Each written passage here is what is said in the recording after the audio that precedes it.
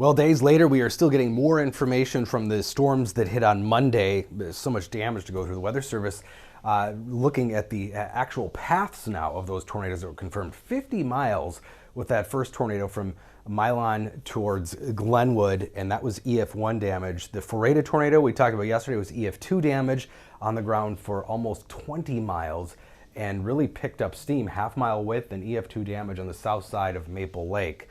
And then Eagle Bend, tornado number 3, 95-mile-per-hour winds, EF1 damage was on the ground for about 15 miles.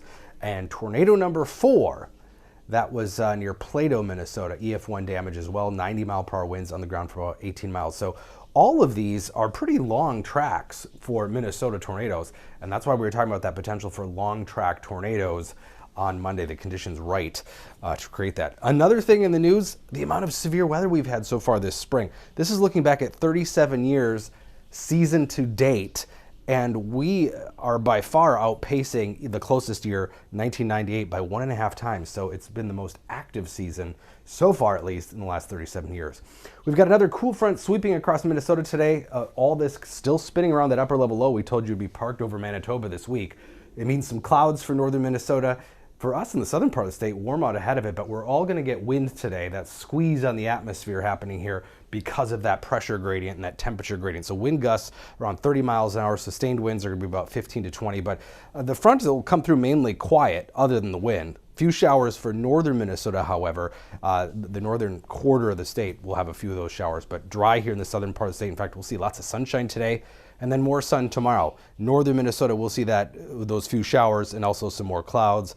Considerably cooler across the northern part of the state today too, behind that front and with the clouds and showers. Well, we are going to be in the mid-70s here in southern Minnesota. We're talking only 50s in the far northwestern part of the state and then 60s south of that. So a little bit of a different world here between north and south today. We are all generally cooler tomorrow behind the front, at least in central and southern Minnesota. Well, we'll be in the mid-70s today, probably only around 70 tomorrow. Northern Minnesota actually be a little warmer in some spots than today because they'll see more sunshine. So some very dry air is going to be the biggest change behind that front. A few degrees cooler, but much drier, more stable air.